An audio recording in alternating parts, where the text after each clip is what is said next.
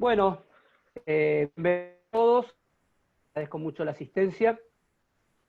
Dentro del ciclo de charlas y capacitaciones que está dictando para los instructores de la Federación Argentina de Actividades Subacuáticas, tenemos un área del Comité Científico, una comisión que es de Arqueología Subacuática, y en este caso nos acompaña el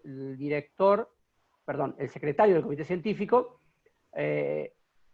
que es Nicolás Ciarlo, con Amaru, que es un arqueólogo más que reconocido, así que le agradecemos en nombre de la Federación, en nombre de todos los instructores que integramos este equipo de trabajo.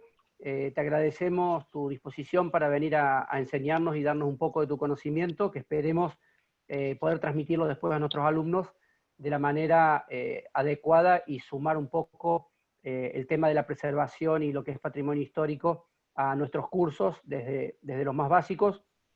Hemos decidido sumar la parte de biología a nuestros cursos, desde una estrella, un módulo, y la idea de Nicolás y del Comité Científico es sumar también algo de arqueología también a los módulos estos, así que esto sería un poco un preámbulo para ese objetivo.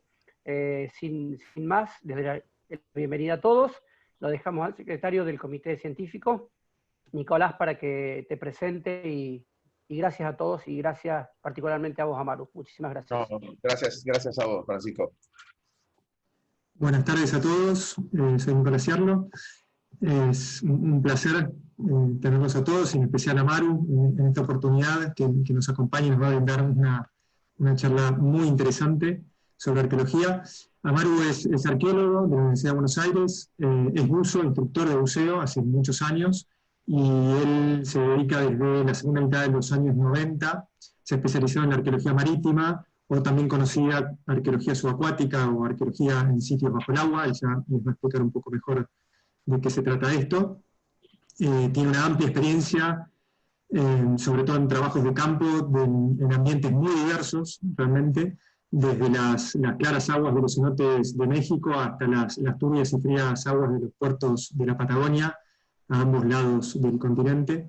Entonces creo que su experiencia, que seguramente va a estar reflejada en esta charla, va a ser muy enriquecedora para todos nosotros, y sobre todo para los instructores, de cara al futuro dictado del anexo de arqueología como parte de los módulos para los cursos de buceo deportivo de 1, 2 y 3 estrellas. En su momento, más adelante, estamos trabajando en estos momentos en el armado de este módulo de arqueología, y eventualmente habrá una capacitación específica sobre este módulo, pero a mí me interesaba en particular que Amaru les diera esta clase introductoria y que brindara su experiencia, sobre todo para que todos los que no están habituados con la temática se puedan ir empapando de la terminología, de los conceptos, de la metodología general del trabajo de los arqueólogos en sitios. Entonces, básicamente, está justo en una reunión de Zoom. Bien, sin más preámbulo. Me fijo y te paso los precios. Lo que no tengo muy actualizado es la parte por favor, todos los micrófonos. Les voy a pedir a todos que silencien, y si no, Fran, si me pasás el control, o Santiago, silenciamos a todos. Y con respecto a las preguntas, Amaru va a hacer una presentación de tipo expositiva sin solución de continuidad, que durará 1 hora, 1 hora y media. Todas las preguntas que tengan las pueden ir volcando en el chat, y al final de la charla yo voy a reunir esas preguntas y bueno, se las voy a transmitir a Amaru para que pueda responder oportunamente. Así que bueno, muchísimas gracias, Amaru, te dejo la presentación y bienvenidos todos. Bueno, buenas tardes a todos. Bueno, muchas gracias, Francisco, muchas gracias, Nicolás, gracias a la FAS, de la cual yo también soy parte, porque soy instructor monitor de una estrella, allá por el año 2000, creo que 2001 creo que hice el curso, así que estoy un poco entre los dos mundos, si bien lo mío es la arqueología, y la verdad que me parece una muy buena gestión, Francisco y Nicolás, la de introducir un poco el módulo de arqueología, sobre todo orientado a la protección del patrimonio, al igual que el módulo de biología está orientado a un poco a la protección del medio ambiente. Es algo que que muchos de ustedes, algunos en calidad de instructores, otros de usos avanzados o de carreras de instructores, digamos, van a convivir porque van a estar buceando en diferentes lugares donde tanto el patrimonio cultural como el patrimonio ambiental están ahí. Así que me parece una muy buena gestión, me parece, la verdad que felicitarlos por esto. Y bueno, acto seguido, la charla mía de hoy es un poco la temática, el título lo dice un poco todo, así fue pensada con Nicolás. Él dio ya una charla muy, muy completa, que yo fui, digamos, oyente de esa charla, creo que se llamaba Arqueología de Naufragios, donde habló de toda la historia de la arqueología subacuática, teoría, marcos teóricos, muy detallado. Un poco el objetivo de esta clase es aterrizar el mundo de la arqueología y en su asociación, digamos, con el buceo, con el mundo del buceo. Entonces vamos a tocar diversos temas, todo lo que sea trabajo de campo, como decía Nicolás, lo que es prospección, relevamiento, excavación, recuperación, cuáles son los desafíos que tenemos los arqueólogos para enfrentar esto, y en permanente convivencia, digamos, indispensable con el mundo del buceo y también de la náutica, ¿no? Porque, como decía un viejo capitán, un poco contaba que los arqueólogos marítimos de alguna manera somos un poco triatlonistas, porque tenemos que ser un poco arqueólogos, un poco usos y un poco navegantes, porque estamos con los tres mundos asociados permanentemente. Así que bueno, vamos a dar un poco comienzo a la charla. Como decía Nicolás, yo les voy a hacer una presentación bastante charlada. Las imágenes que van a ver son de apoyatura de la charla que vamos a tener. Y bueno, ojalá le vayan surgiendo preguntas, porque es lo mejor que puede pasar. Y finalizar la charla, tenemos todo el tiempo del mundo, no sé, lo que dispongan los organizadores para ir contestando las preguntas. A mí me gusta mucho tanto la arqueología como el buceo, así que estoy abierto a todo tipo de preguntas. Bueno, vamos a ir arrancando. En primer lugar, bueno, le quería contar una pequeña historia. Ahí están viendo una imagen de... esa es nuestra primera campaña en la SWIFT. A la izquierda arriba de la pantalla estoy yo con pelo, y al lado está, con una estrella arriba, está Eduardo Kremer, un viejo amigo mío que bueno, nos dejó este año, que respeto mucho, y bueno, la verdad que después de varios años de no vernos con él, tuvimos un encuentro el año pasado donde le di el libro de la SWIFT, donde Nicolás y yo somos coautores, junto con otros autores. Y bueno, Eduardo siempre estuvo muy ligado a lo que es la arqueología subacuática en Argentina. Algunos lo sabrán, otros no. Él estuvo integrando, previo al año 98, un grupo del ICOMOS como instructor de buceo. Hizo 3 o 4 campañas en la SWIFT, y luego, junto con Christian Murray, fueron los que, digamos, hicieron una continuación de los trabajos en la SWIFT, y de alguna manera nos convocaron a un grupo de arqueólogos en su momento para comenzar un trabajo científico en ese barco, que casualmente, bueno, es un poco, coincide con los inicios de la arqueología subacuática en Argentina, ¿no? Ahí en la foto, bueno, está Dolores Elkin, nada más, que es la directora del proyecto de arqueología y otros usos locales. Pero bueno, quería homenajearlo a Eduardo porque él siempre, sé que en las charlas que yo tenía, digamos, más de amistad, era una persona que estaba muy compenetrado con el tema del comité científico digamos, todo el mundo científico de la FAS. Y bueno, esta es un pequeño homenaje que le quería rendir. Bueno, ¿me escuchan bien? Sí. Perfecto. Bueno. Se escucha bien, perdona, Manu, se escucha bien, pero tal vez hace un poco de distorsión, de ruido, cada vez que te acercas a la pantalla. Si podés hablar un poco más lejos, tal vez... Me voy a dejar un poco así, soy de comerme la pantalla. Bueno, vamos a hacer una muy breve introducción sobre lo que es la arqueología, porque Nicolás se explayó muchísimo en su charla, pero bueno, vamos a hacer una breve introducción para aquellos que no hayan podido escuchar la charla de Nicolás, para darle un contexto a la clase de hoy, ¿no? A esta charla. ¿Qué es la arqueología? Bueno, la arqueología es la ciencia que se encarga, van a escuchar muchas definiciones, pero básicamente se encarga del estudio de las sociedades pasadas, a partir del estudio o abordaje de los restos materiales que fueron usados por estas sociedades, que están constituidos principalmente por objetos, artefactos, monumentos, etcétera, edificios, urbanizaciones, enterratorios y demás. Dicho esto, lo que quería explicarles es que los principios y la práctica en arqueología son siempre los mismos, sin importar a dónde se realice. Cuando digo dónde se realice, es en qué ambiente se realice, si es arriba de la montaña, bajo el agua, en tierra, en la selva. Esos son, digamos, detalles de dónde el arqueólogo va a aproximarse para resolver determinados temas, pero la arqueología y los principios son siempre los mismos.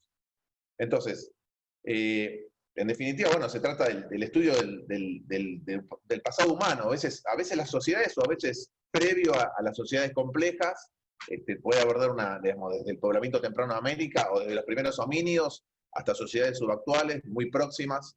No hay una línea que determine el fin de la arqueología y el comienzo de la historia. De hecho, está muy en boga la arqueología de momentos históricos, y incluso arqueología de años pasados, décadas pasadas. No hay una definición tajante de la temporalidad de un estudio arqueológico. La arqueología bajo el agua, como me gusta llamarla a mí, más que subacuática, si bien remite a lo mismo, pero bueno, un poco el término subacuático siempre estuvo como unido a darle ciertas licencias al ejercicio de la arqueología por el hecho de estar bajo el agua. Y nosotros creemos que la arqueología es arqueología. Entonces, como les explicaba recién, esta definición tiene que ver básicamente con eso, con el ambiente en donde se encuentran depositados los restos materiales. Obviamente que tiene implicancias, adaptaciones metodológicas en referencia con la arqueología de tierra, porque estamos en otro medio, básicamente, ¿no? Y en un medio que, digamos, tiene la problemática de la ingravidez del agua, digamos, ¿no? Entonces hay que adecuar técnicas, pero no hay una sola manera de adecuar esas técnicas. Lo importante es hacer el trabajo arqueológico. Bueno, en lo que respecta a los campos disciplinares de la arqueología, no vamos a hablar de todos los existentes, pero vamos a decir que generalmente la arqueología marítima, o la arqueología bajo el agua, perdón, generalmente entra dentro de lo que es el gran mundo de la arqueología de tiempos históricos, porque hay documentación de apoyatura. No siempre es así, pero sí generalmente. Entonces, un poco la arqueología marítima, que es de lo que vamos a estar un poco hablando acá, si bien se va a tocar alguna cuestión de arqueología prehistórica bajo el agua, está orientada digamos, al estudio de como les contaba siempre, lo van a, digamos, escuchar repetidas veces, es el estudio de la relación de las actividades humanas del pasado en torno al ambiente acuático, en este caso, ambiente acuático marítimo, pero también puede ser ríos. Entonces son definiciones, ¿no? Y como siempre a partir de los restos materiales. Tal vez la arqueología naval, hoy hay muchísimas discusiones sobre la terminología para definir el área disciplinar de la arqueología, ¿no? Y van a ir cambiando, pero básicamente para agrupar. La arqueología naval está más focalizada en el estudio específicamente por ahí de actividades náuticas. Por ejemplo, la arqueología marítima puede dar cuenta de lugares de fondeo, de muelles, de faros. La arqueología naval va más con una embarcación, digamos, ¿no? Y la unidad de análisis tiene que ver más con las propias embarcaciones, que son ni más ni menos que digamos, otra herramienta, un objeto dejado por el hombre, construido por el hombre, y que incluye una serie de cadenas operativas muy grandes, ¿no? Entonces, ahí, todo el estudio de las embarcaciones que por ahí ustedes suelen ver, por ahí a veces se ajusta más a categorías de arqueología naval, generalmente es mixta, ¿no? Bueno, dicho esto, lo que un poco les quiero comentar es esto, ¿no? El arqueólogo lo que intenta es tratar de aproximarse al conocimiento de las sociedades, de las relaciones sociales, distintas problemáticas. Hay tantas problemáticas como arqueólogos interesados en diferentes problemáticas. Pero básicamente acá les pongo dos ejemplos. Una es esta interrelación que acá ven, por ejemplo, esta es una imagen de la aduana Taylor, la que ven arriba. Entonces, ¿qué pasa? Es la influencia de la cultura marítima con una ciudad, con el comercio no solamente de una ciudad como en este caso Buenos Aires, sino un comercio internacional. Hay un sinnúmero de temas vinculados. Entonces, es importante que se entienda que los restos materiales son un medio para llegar a este entendimiento de las sociedades, o este intento de aproximarnos a las sociedades. No es un fin en sí mismo.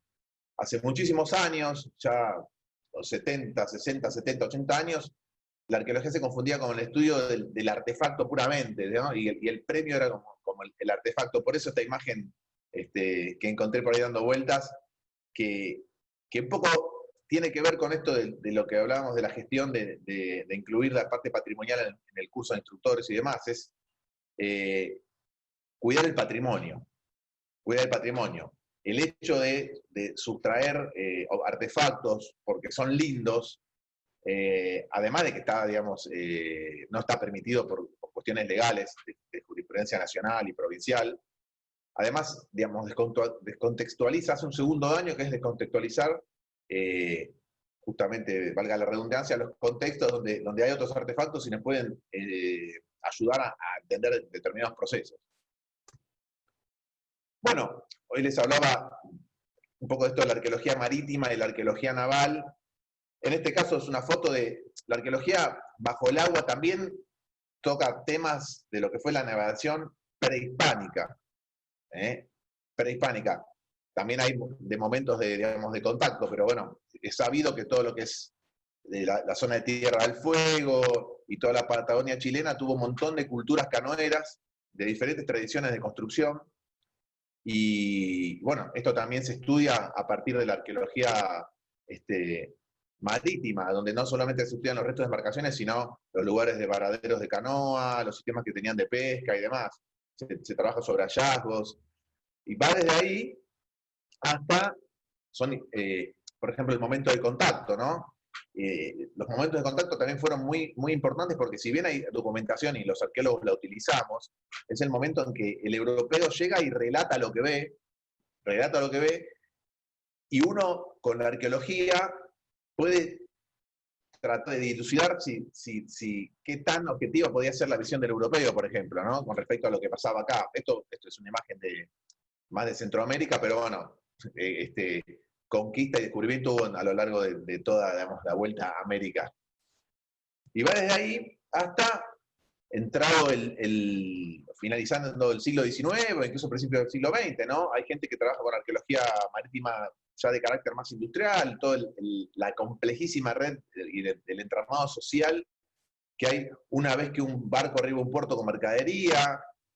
Un puerto es una especie de nodo de distribución, no solamente artefactual, de culturas. Entonces, obviamente es importante que se entienda que nunca un solo estudio va digamos, a dilucidar una problemática muy compleja del mercantilismo o la red de comercio inglesa en determinado país. Es una suma de estudios sobre el mismo tema, tanto en agua como en tierra, y se van construyendo un cuerpo de conocimiento.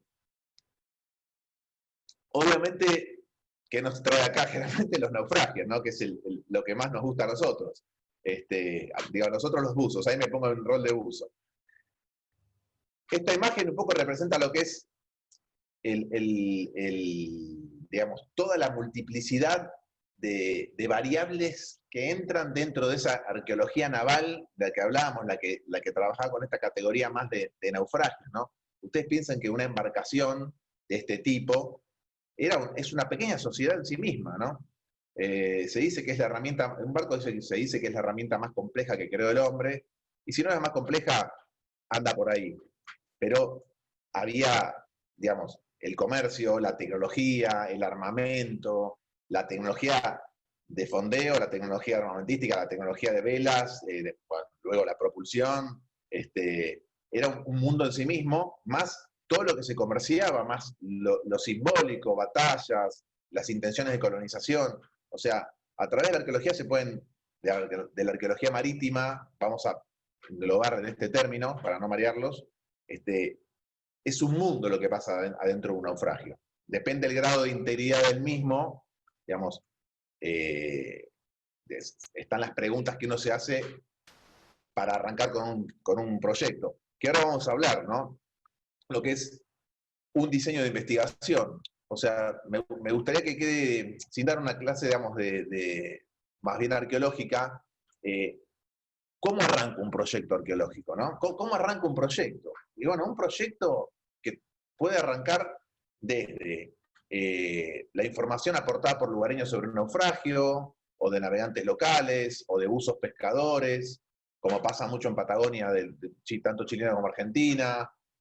Bueno, hay otros muchos lugares donde hay mucha gente que por el buceo, digamos, hay un buceo laboral más allá del buceo deportivo, digamos, que también es laboral.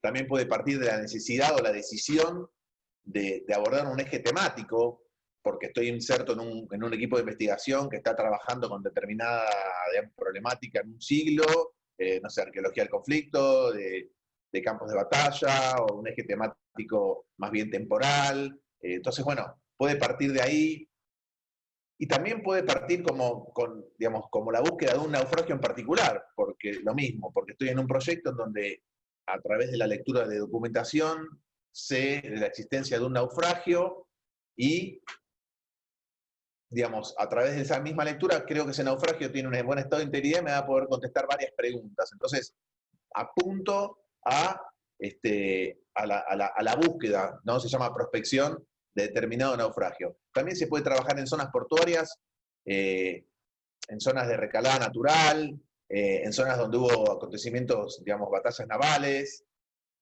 Y después está también la otra manera de encarar la arqueología, que es algo que está sucediendo mucho, que es a través de lo que es el mundo de los estudios de impacto ambiental arqueológicos, que tienen que ver con razones de dragado de determinadas áreas, instalaciones de muelles, de fondeaderos, instalaciones de cintas transportadoras de carbón para alimentar termoeléctricas, todo lo que es infraestructura marítima. Hay una ley, de paso les cuento, digamos, en Argentina y también en otros países, en donde para hacer un trabajo de esta envergadura se necesita una variabilidad muy grande de estudio de impacto ambiental, entre los cuales entra la arqueología marítima. Entonces, marítima y también prehispánica, ¿no? O sea, histórica y prehispánica. Entonces, a veces, desde ahí surgen necesidades de hacer grandes prospecciones con distintos métodos que ahora vamos a ver. En algunos casos se hacen relevamientos y se encuentra el material. Siempre si se encuentran materiales se hacen relevamientos, distintos tipos de relevamientos con distintas metodologías que ahora vamos a ver también, y en algunos casos se pueden hacer hasta rescates arqueológicos. Bueno, los naufragios, un poco este es el icono de la idea que tenemos. ¿Por qué esta foto? Porque generalmente, y acá empieza el mundo del buceo, los naufragios ocurren en zonas complicadas. Generalmente un naufragio, no voy a decir que son pocos los naufragios que se hunden en una batalla, pero a comparación de la inmensa cantidad de naufragios ocurridos por desconocimiento de la topografía marina de distintos lugares, sobre todo en épocas de descubrimiento,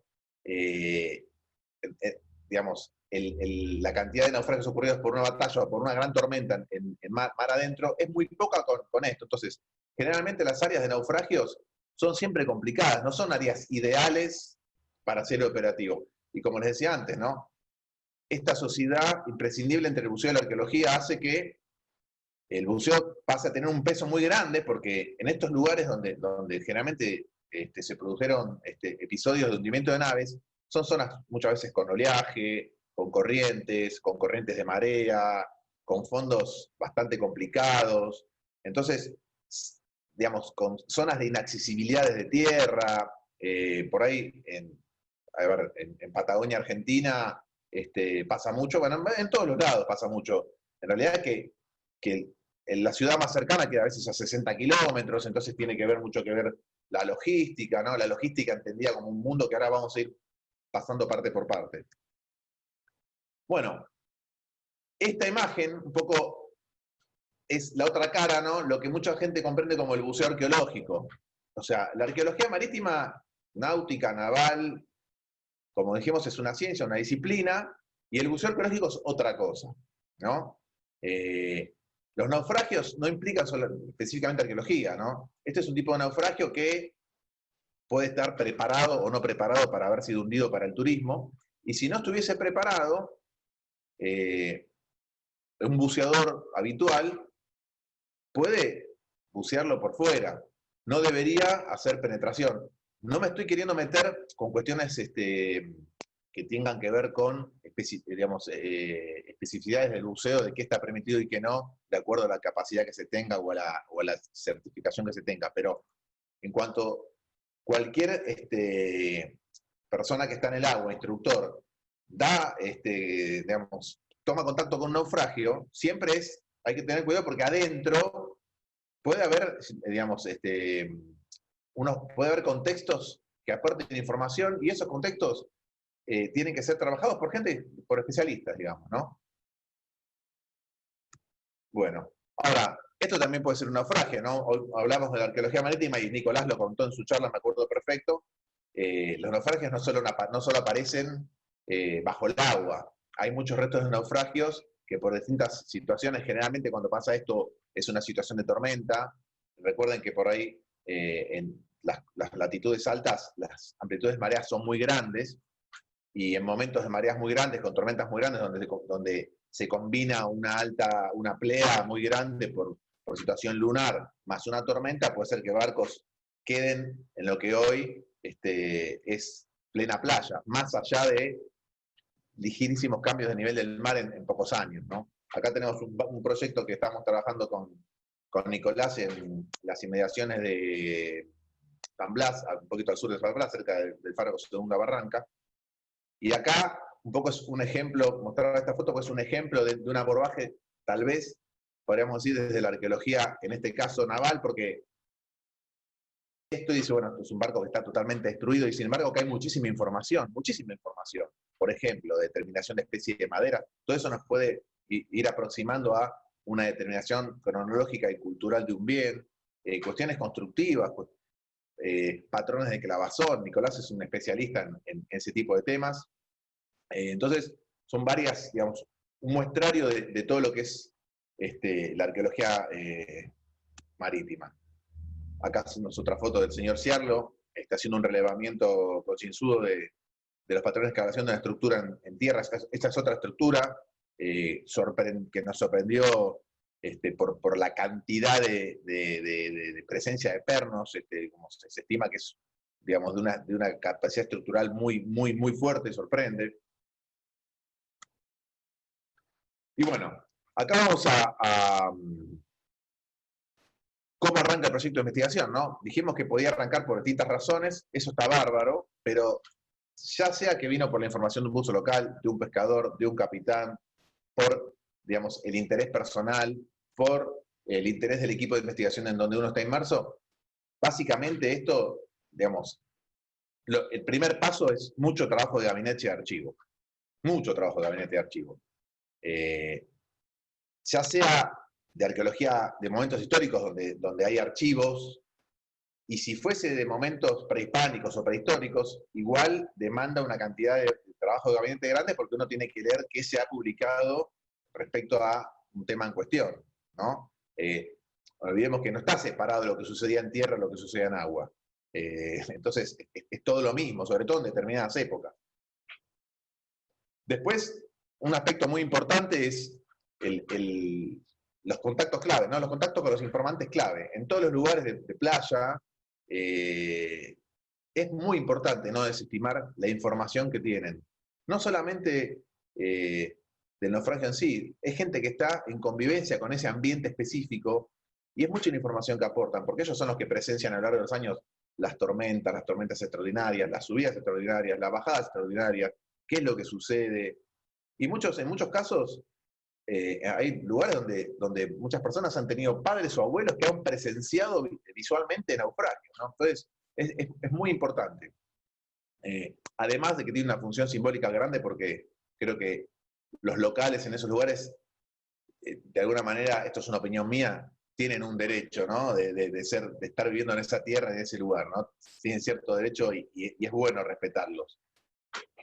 Y después pasamos, una vez que tenemos muchas horas de gabinete, de archivo, de informantes locales, muchas veces viajamos para conocer el lugar, empieza el trabajo de campo. En ese trabajo de campo tenemos, o sea, no, las actividades de prospección, el registro, la excavación y la recuperación. No se tienen que dar todas, porque a veces uno parte, como nos tocó acá en Argentina, de partir de un barco conocido que era la SOIR. Entonces, la prospección no se dio. Se dio el registro y el relevamiento y la excavación y la recuperación.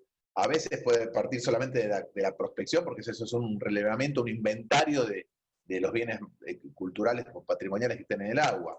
Y se hace solamente un registro que puede ser, depende del diseño, puede ser, eso, siempre el diseño de investigación es lo que marca, ¿no? ¿Qué quiero hacer? Quiero hacer un registro preliminar, quiero hacer un registro exhaustivo, y bueno, ahí se van adecuando las técnicas. Ahora después vamos a ver cómo en cada uno de estos pasos interviene el buceo, que es fundamental.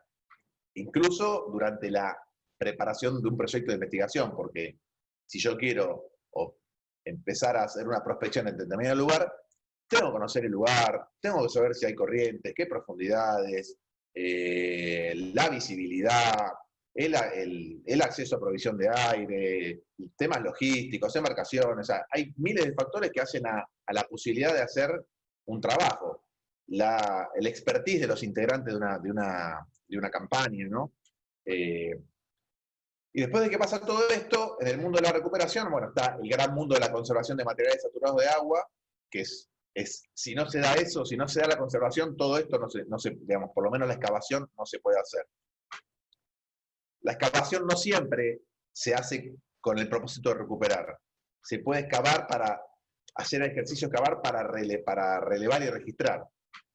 Y después está otro paso importantísimo, que es lo que un poco define la arqueología, que es el análisis de los materiales. O sea, los materiales tienen muchísimo para decir, más allá de la tipología artefactual. ¿Qué quiere decir tipología artefactual?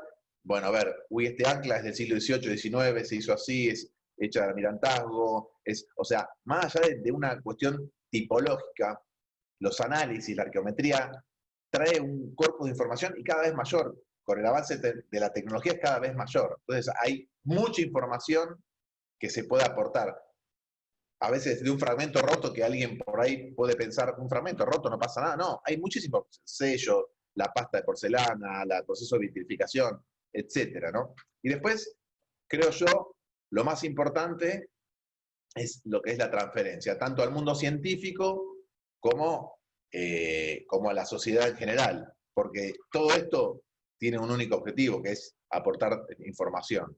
Entonces, hay dos canales. Existe el canal científico y debe realizarse, sí, pero también debe realizarse al resto de la sociedad, porque si no, es muy difícil que nosotros, y esto entra un poco en la gestión de la FAS en este sentido, es muy difícil pregonar la protección del patrimonio si uno no divulga y no enseña la importante que puede ser la pérdida de esto, ¿no? Hoy capaz, esto es una visión mía, yo llevo 22, 23 años buceando. Tampoco llevo toda una vida, pero es un número. Y en estos 23 años, la verdad que cuando yo empecé, el medio ambiente se cuidaba, pero ahí, y hoy no se te ocurre, digamos, salvo que alguien vaya con muy malas intenciones, el tema del medio ambiente a nivel corales, fauna, toda la generación de usos nuevos lo tiene muy, muy, muy compenetrado. Bueno, lo mismo creo yo, hay que perseguir con las cuestiones de patrimonio, ¿no? Bueno, en esta cuestión de cómo empezamos, ¿cómo empieza todo esto? Lectura de archivos, de mapas antiguos. Acá voy a pasar las diapositivas más o menos rápido, ¿no? Uno tiene que ver, estudia, ve mapas, ve mapas antiguos, ve dibujos, ve gráficos, en donde además de localizar lugares, ve actividades. Esto es un caso de Puerto Deseado, donde lo primero que la descubrió fue Magallanes, que se llamaba Bahía de los Trabajos, en 1520. Después estuvo Cavendish ahí en el 86. Era un puerto natural, es una ría donde hay playas bastante amigables y con la diferencia de marea se podían poner a carenar naves y demás.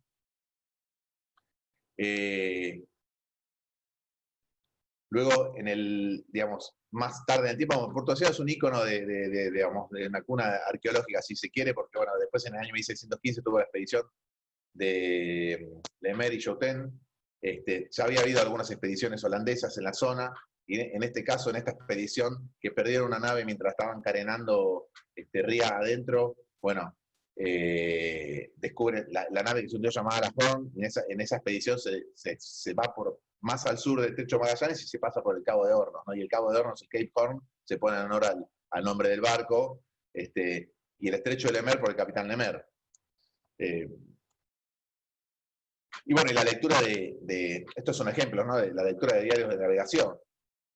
Son muchas las horas que uno pasa porque tiene que establecer las vinculaciones de la toponimia actual con la nomenclatura de la toponimia antigua, y aparte, bueno, se saca mucha información, ¿no? de la lectura. Se empieza a establecer hasta un índice de fiabilidad de lo descrito y demás. Acuérdense que los documentos es una fuente de información, pero no es una información tajante, ¿no? O sea, depende de la mirada, digamos, depende de las intenciones de quien lo escribió. Si no vamos al día de hoy, todos habitamos en la misma sociedad y agarramos dos canales diferentes de televisión sin entrar en ninguna cuestión política, pero hoy todo es gente grande, vos ponés un C5N y un TN, por decirte una cosa, y pasa lo mismo y las dos dicen cosas diferentes. Imagínense los documentos, ¿no? Pero bueno, es una necesidad leerlos y leer bastante. Esto es una imagen de otro proyecto en el cual estuvimos trabajando, bueno, Nicolás bastante tiempo más que yo, en la Vuelta Obligado, son mapas de la batalla. Bueno. Ahora empezamos en el trabajo de campo. Vamos a arrancar, yo cada tanto miro para arriba porque miro el reloj, con lo que es el diseño, ¿no? ¿Por qué prospectar? ¿Por qué registrar? ¿O por qué excavar? ¿Qué preguntas imaginamos poder responder? ¿Qué nivel de rigor deseamos obtener? Si queremos un registro preliminar, no es un registro malo, simplemente necesitamos tener un registro preliminar, ¿no? Hicimos una geofísica, tenemos anomalías, tenemos que bajar y tenemos que inventariar muy rápido y hacer un registro muy preliminar. En algunos casos ese registro, digamos, según el diseño de investigación de cada uno, puede ser que la meta sea un registro muy específico, obviamente que va a tardar muchísimo más tiempo, de un lugar en particular. ¿Y qué metodología usamos? A partir de acá, en el armado de todo esto, más allá de todas las cuestiones arqueológicas, empieza el buceo. Porque más allá de por qué prospectar, ¿puedo prospectar? ¿Puedo prospectar en esta zona? ¿Es posible prospectar en esta zona? ¿Es posible prospectar con buzos? ¿O es sí o sí necesito prospectar con geofísica? O sea, por ejemplo, la visibilidad es fundamental. No es una condición excluyente, pero sí es muy importante. La profundidad es otra, las condiciones de corriente son otras, las condiciones del fondo son otras. Entonces, a la hora de ver esto, tenemos que ver qué pasa. Tenemos que ver varias cuestiones, ¿no? Porque una es, ¿tenemos material humano para poder enfrentar estas condiciones de buceo? Sí, no.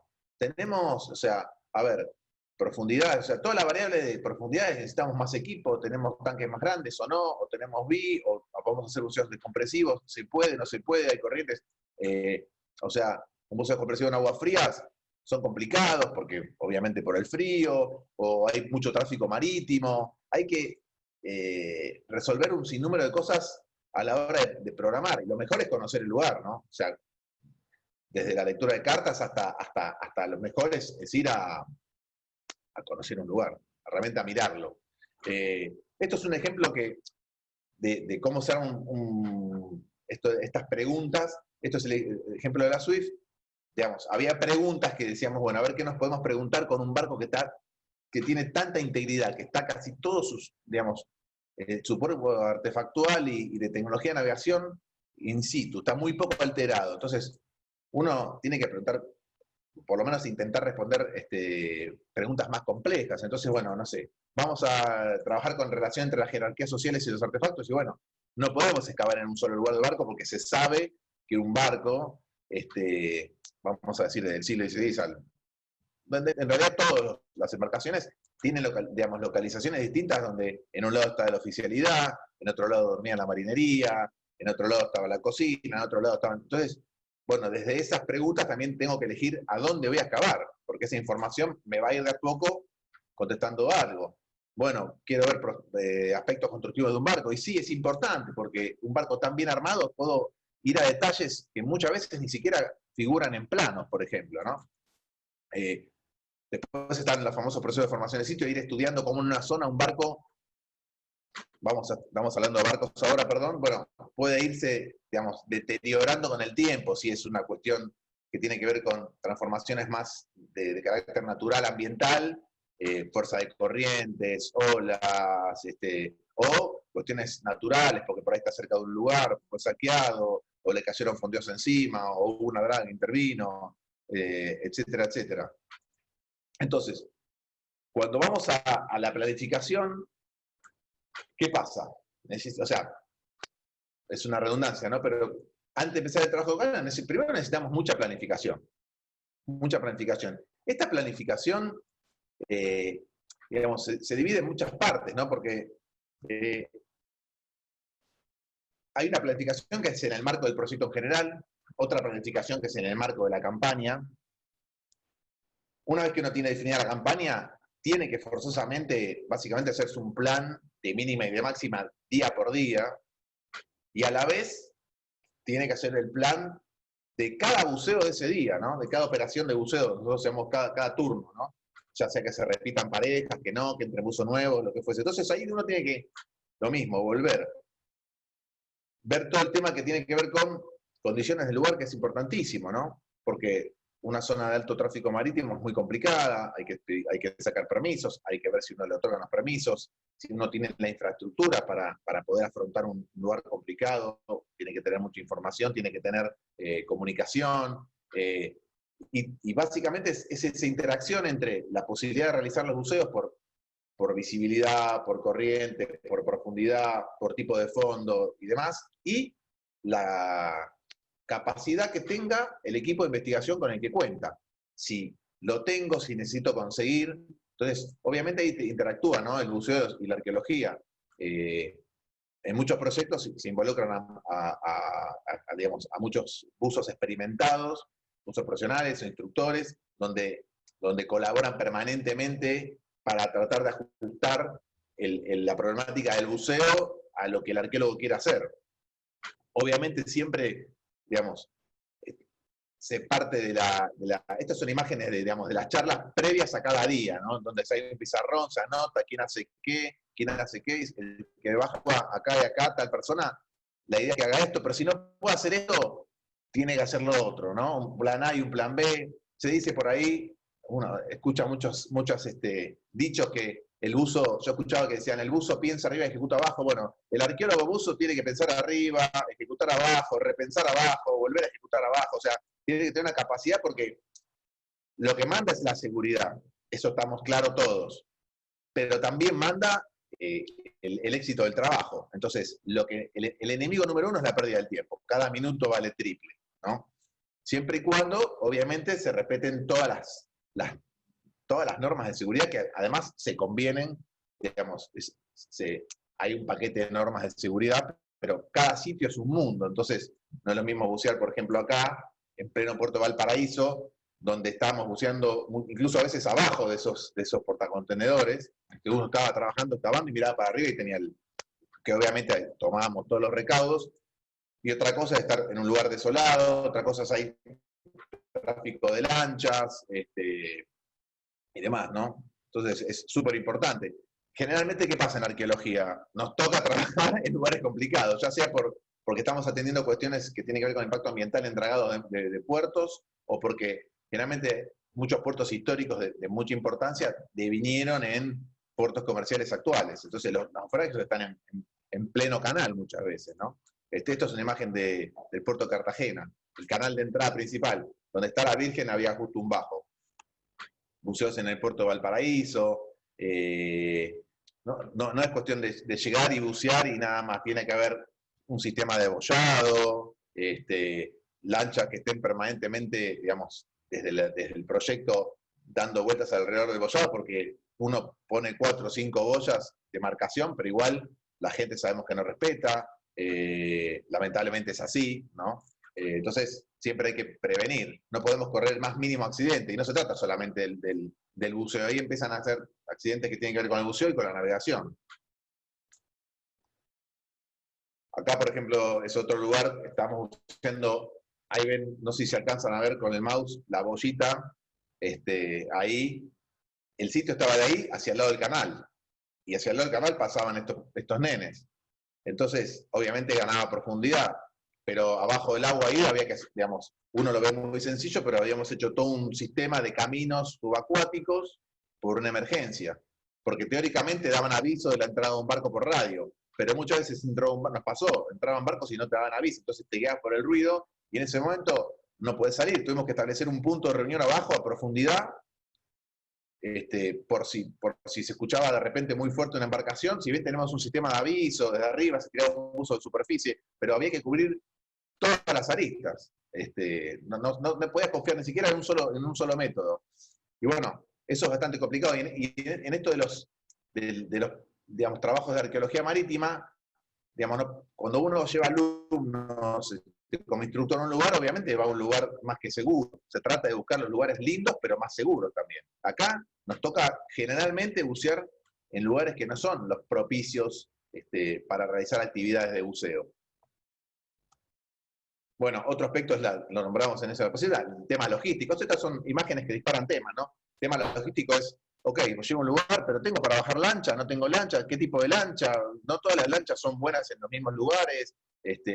Si tengo neumáticos, pero para algunos lugares no son buenos botes neumáticos porque hay piedras filosas que me los cortan, tengo que conseguir lancha fidedigna, tengo donde bajarla, no tengo donde dejarla, conseguir grúas. Gente que sepa hacer maniobra, ¿no? Un equipo tiene que tener gente que sepa de lo que es maniobra. La parte logística va desde esto a esto, ¿no? Son imágenes bastante cómicas, pero esto es un trabajo que se hizo en el desierto de Chile, lejos de todo. Fueron 2 campañas de 10 días acampando en el medio del desierto porque el gasto energético y de tiempo que implicaba dormir en otro lugar era gigante. Entonces, en pleno invierno en el desierto, nada, carpa, compresor, ahí está arriba de la camioneta, no sé si lo pueden ver, y agua, ¿no? Duro, lindo, hermoso, pero digamos, hay que planificar bien, porque obviamente también de las cuestiones logísticas, como hablamos de la lancha y temas que tienen que ver con la seguridad, también está el tema de que uno tiene que, no solamente bucear, uno tiene que planificar todo, bajar y después tiene que subir con pilas para lavar los equipos, cargar los tanques, o sea, y después empezar a pasar toda la información, todos los datos que uno tuvo, porque uno está ahí, en realidad es para hacer arqueología. Tiene que haber alguien responsable que sepa de compresores, ojalá otro más. O sea, cada uno tiene que tener un doble rol, que eso es muy importante, eso sirve mucho. Y la cocina no es poco importante. Acá estamos con algunos amigos en Chile. Cuestiones de los equipos, de si se dejan en el lugar, si vuelven, si se quedan en un pontón, si es seguro, si no es seguro. Tal vez con Nicolás tenemos mucha escuela de trabajar en lugares difíciles, que es un poco la Patagonia, donde es áspera, ¿no? Los vientos nunca avisan, cuando vienen son fuertes, el oleaje, lugares que quedan un poco perdidos. Bueno, acá en este caso estamos en Puerto Deseado, no está tan perdido. Estos son todos equipamientos uno tiene el equipamiento de buceo, el equipamiento de excavación, el equipamiento de arqueología, las tablas de dibujo, las cintas métricas, bolsas, canastos, todo lo que implica el trabajo arqueológico depende de qué es lo que esté realizando. En este caso, esto es una imagen que en un rescate que se hizo en Cartagena también, que se desplazó un barco de un lugar al otro, un barco que estaba, me gusta decir, semi-articulado, no estaba armado, pero tampoco estaba tan desarmado, visibilidad muy poca, había 1 metro de visibilidad, un metro y medio a veces, en el pleno canal de entrada comercial de Cartagena, y bueno, hubo que fondear esta situación porque no había visibilidad, entonces bueno, las piezas se subían a este pontón, después van a ver algunas imágenes, se fotografían y se volvían a enterrar.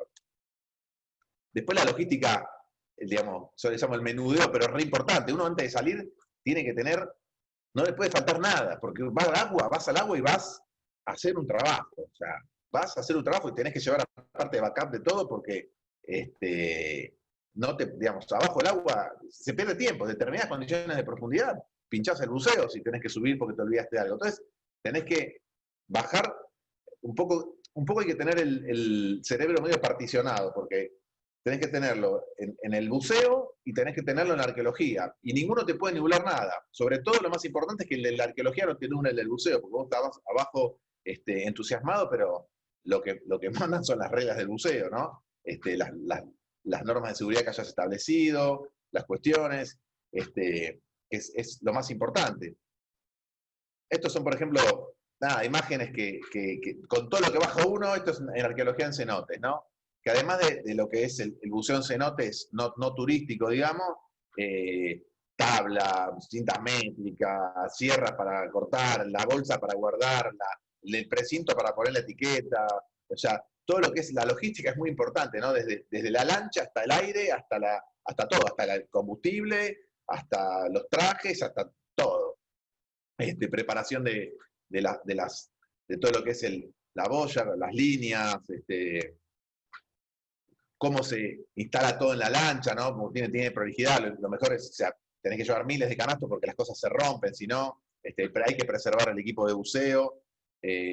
No todos los participantes en la campaña de arqueología acuática son instructores, entonces, no todos no, la minoría, digamos, Nico. Entonces, tiene que haber gente que esté permanentemente velando por la conservación y el cuidado de los equipos de buceo, que tiene que ver con la seguridad, que tiene que ver con la perduración y con el éxito de la campaña, y también con las cuestiones arqueológicas. Bueno, vamos a ir un poquito al mundo de la prospección subacuática. Lo más importante que tengo que decir de la prospección subacuática, que es la búsqueda, ¿no? Que hay dos principios fundamentales para mí, que tiene que ser sistemático, no se puede buscar así al azar o mal buscar, y además, cuando uno empieza a buscar con determinada técnica en determinada área, tiene que saber que tiene que ser sistemático, tiene que haber hecho toda ese área sí o sí. Y además tener el registro de qué zona se buscó, y qué zona, porque no hay nada peor que buscar mal. Es peor no buscar, es peor, digamos, buscar mal que no buscar. Porque a veces se busca mal y se cree que una zona ya está buscada y por ahí no está bien pasada, y se descarta y pueden pasar años hasta que uno termina encontrando algo que lo buscó mal en el primer lugar. Bueno, voy a mencionar técnicas un poco, estoy mirando al lado un poco voladas, pero bueno, está la famosa técnica circular, que es la más sencilla, la que todos aprendemos en todos los cursos de buceo, que es súper útil, y es la técnica más útil porque nos brinda efectividad y seguridad en lugares con muy mala visibilidad. Básicamente está hecha para lugares de muy mala visibilidad. Cuanto peor la visibilidad, digamos, ese radio creciente de la búsqueda circular será más pequeño porque uno va al tanteo, y cuando mayor es la densidad, bueno, saltará de 3 a 6, a 8, a 12, cada 5 metros, bueno, en la circular, ¿no? No me quiero caer en detalles, hay un montón de detalles que sirven, como por ejemplo, uno baja con una circular, pero primero extiende, si el radio máximo quiere que sea de 20 metros, bueno, tira una línea de 20 metros, una cinta métrica, la clava, entonces después uno cuando va dando vueltas, va afirmando cada vuelta, primero que terminó de dar la vuelta, y segundo que la dio bien, que no enganchó, y si la de los dos, y la de los dos, y la de los cuatro, y la de los cuatro, y la de los seis, y la de los seis. Entonces yo sé que salí de esa circular, que obviamente tengo georreferenciada, hay un error de GPS de 2-3 metros, bueno, lo hago más larga, digamos, con mayor radio. Pero sé que esa zona no hay nada, y la voy traslapando y voy haciendo. Esa es una. La técnica de calles, que esta técnica es muy útil para cubrir a veces distancias más grandes. Generalmente yo la elijo para lugares con un poquito más de visibilidad, con un 3 metros de visibilidad, porque uno ve 3, pero son 3 para cada lado, entonces barre 6 metros, y ahí permite. Esta tiene digamos, a veces se instalan líneas hasta de 700 metros. Bueno, también tiene que ver el tipo de fondo, la corriente, la instalación de la línea, tiene que ver para que el buzo esté, digamos, no lo va a hacer contracorriente, porque si la hace, digamos, tiene que también buscar ese tipo de cosas, tiene que hacerlo a una profundidad similar. Si no hay profundidad similar, bueno, obviamente arrancar de lo más profundo a lo más bajo, cuestiones que ustedes como instructores conocen a la perfección, pero hay que tener todo eso metido cuando empieza a diagramar las prospecciones. Esta lo que genera es muy útil, pero genera mucho mayor tiempo de instalación. A mí me gusta, porque uno va con la lancha, instala tranquilo 2 horitas, o 3, lo que fuese, y después va y se saca los buceos de encima, digamos, y va lineal. Entonces, el último buzo que de una calle, deja un broche, ya sabe dónde está, o tira una boya, baja el otro por ahí, sigue, continúa, y lo mismo, ¿no? Siempre importante todo el tema de la sistematización, de hasta dónde busqué, cómo busqué, qué vi, y bueno, y que quede marcado en un mapa qué lugar ya prospecté. También sirve, yo estoy haciendo más hincapié en lo que es la búsqueda digamos, a través del buceo. Ahora voy a hablar muy rápido de la geofísica. Este método también funciona. Obviamente este método funciona con visibilidad. Y tiene que haber buena visibilidad. Esto es un método para, no sé, para visibilidad de, vamos a decir, de 5, 10, 6 metros en adelante. Porque si no, no sirve. Idealmente para mejores visibilidades, porque lo más seguro de este método de arrastre es hacerlo con, digamos, en snorkel, ¿no? Con equipo es más complicado, se puede, hay que establecer muchos códigos de señales con la gente de la lancha, se puede, pero bueno, siempre el buzo que lo tiene que hacer tiene que estar bastante canchero, porque al ir a esa velocidad los cambios de profundidad son muy drásticos, entonces desde barotraumas hasta cuestiones que puedan ir con digamos, el buceo multinivel y cuestiones de salirse del perfil de buceo y demás, ¿no? También hay que saber, a priori, tener mucho conocimiento de las cartas, arrancar por lo más profundo, ir a lo más bajo, bueno. Siempre tenés que ver un poco todo eso, ¿no? Esto es sencillo porque se plantean hoy se plantea ya en un GPS o en un Google Earth, les nombro los sistemas más sencillos, y se fondea, se pone una boya final, se marca un rumbo con el GPS y la lancha va, y bueno, los buzos van trabajando. Bueno, obviamente acá tener muchísimo cuidado, esto no se ajusta a lugares con mucho tráfico de embarcaciones pequeñas, que son las más peligrosas, las chiquitas que van y vienen un poco, el lanchero deportivo es medio peligroso. Y bueno, obviamente acá estos se pueden combinar con trabajos con detectores de metales para ver cuestiones de metales que estén enterradas y no estén, depende del tipo de fondo, un fondo fangoso, realmente las cosas tienen un gran potencial de enterramiento, entonces no se van a ver. Entonces, bueno, el detector de metal sirve, pero bueno, no está recomendado, lo digo por experiencia propia, para usarlo con algún scooter o con tablas de remolque. Yo les cuento anécdota personal, hace 22 años empecé, me dieron un scooter y un detector de metales, se me enredó el cable en el scooter, o sea, no corrí riesgo, pero rompí el equipo. Entonces, son pequeñas cosas que uno va aprendiendo. No mayor tecnología es mejor calidad de trabajo. A veces lo sencillo es muy efectivo. Bueno, acá hay una imagen. Y un poco lo que quiero contar es, el arqueólogo, digamos, en nuestra vida laboral, generalmente nos toca siempre lugares complicados. Entonces, estas son imágenes de, acá, por ejemplo, en este lugar, ni con sensores de remotos, porque es una zona muy, muy complicada, bajos, piedras que salen, no se pueden pasar. Entonces hay que hacerlo a buceo. No es sencillo, hay que ajustar esto. Acá, por ejemplo, en este tipo de lugares van bien las búsquedas, las circulares, porque la instalación de líneas es muy compleja también. Esto es una imagen de esta zona, había que prospectarla toda por un ducto que se iba a hacer ahí se me fue el nombre, no en Aysén, bueno, en Chile, se me fue el nombre en este momento, en Mewin. Y bueno, acá tocó hacer en líneas, se los instalaron mucho tiempo, líneas muy tensas, paralelas, y había que bucear, y esas rompientes, si se la están viendo, imagínense que no era nada divertido, pero bueno, había que prospectar el 100% de la traza de la instalación de una terminal, y había que hacerlo. Y más aún, bueno, después le cuento, había que hacerlo de noche, porque había unos líos con los locales y demás, ¿no? Eso quedará para otra anécdota. A veces nos toca, estos son buceos en el río San Salvador, ahí en Uruguay, es un afluente del río Uruguay. Les muestro esta foto un poco para que vean lo que es el lugar, ¿no? Hay un naufragio, pero primero se prospectó con líneas, acá se prospectó, se instalaron líneas, y a su vez líneas muy tensas que servían también de seguridad, todo el tanteo, después se hicieron, digamos, en ese sentido el relevamiento fue pobrísimo, lo que se hacía era sacar artefactos, uno los tenía más o menos dimensionados por metros, le poníamos nudos a esa línea base, y bueno, se sacaban, se fotografiaban, salía de todo, ¿no? Pero bueno, es un poco el ejemplo, esos trabajos a ciegas. Esto, por ejemplo, es una imagen uno imagina Cartagena, el puerto de Cartagena, imagina el Caribe, la visibilidad, no, esto se veía. El cañón salió con una prospección circular, y lo cómico, no cómico, esto salió en el metro 17, era una prospección circular que estaba pautada hasta 20 metros de radio. Y esto apareció en el metro 19. Cualquier enganche hubiese sido, digamos, ocasionado que le pasemos por adentro y no lo veamos. Y apareció en el último día encima.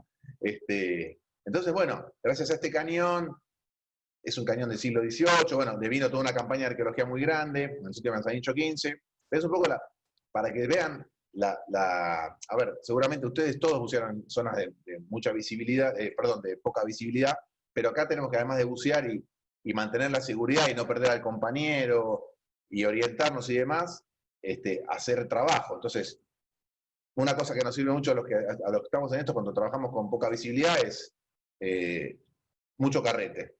Fondeamos, muerto y mucho carrete de cueva, mucho carrete. No se puede dar el lujo de desorientarse en zonas portuarias, no se puede dar el lujo. Tiene que estar siempre unido a algo. Es una recomendación y una imposición en muchas campañas. Acá vamos a pasar una pasada muy rápida por los equipos de prospección remota, perfilador de fondo, ROV, magnetómetro, sonar de barrera lateral. Acá voy a pasar muy rápido, estas son imágenes de todos los equipos que hemos utilizado. Después está la adecuación a las embarcaciones, ¿no? Porque uno dice, bueno, voy a hacer geofísica, tengo que ver, acá tengo que poner un generador, tengo que atarlo. Las lanchas, uno va a cada puerto y tiene a veces la lancha suya, otra que te dan, otra que conseguís. Armamos estos estantecitos para poner la computadora y que no te venga el sol. Acá tenemos en esta imagen, se ve unos rodillos eléctricos para el sonar, que andaban muy bien, porque cuando te toca hacer geofísica en lugares con una topografía unas batimetrías muy variadas, lo importante es que el fish vaya a determinar profundidad del suelo, entonces tenés que ir alterando todo el tiempo la longitud del cable para mantener la profundidad del bicho. Acá el navegante tenía que ir con nada más un monitor para ver el track. Tuvimos que armar con este palo que se va acá de hierro, la polea para colgar el equipo. Bueno, robots. Acá algunas fotos operativas. Yo trabajé varios años en Chile en estudio de impacto ambiental, trabajé casi 8 años. En una empresa que se llamaba Arca, y era el arqueólogo a cargo de la operación. Y bueno, lo que quería mostrar con esta foto es que todo muy lindo con las embarcaciones, la tecnología, los sonares, pero esa libretita estaba anotando cada calle, cada coordenada de inicio, cada anomalía. Si no queda registrado, lo importante es eso, ¿no? La importancia de la información, no solamente aplicar un método. Acá tenemos unas calles hechas en Vuelta de Obligado, que estuvimos con Nicolás hace ya unos 3 años, calculo, Nico. Estas son anomalías, que estas no se checaron nunca porque es un lugar bastante complicado para bucear, con mucha corriente, el canal principal tiene mucha profundidad, me acuerdo que tenía algo así como 27 metros, es complicado, y muchísima corriente, bajaban muchos camalotes, esto quedará por hacerse en algún momento. Decidimos no hacerlo porque nos excedía nuestra capacidad técnica, que eso es muy importante, ¿no? La verdad que nos excedía nuestra capacidad técnica.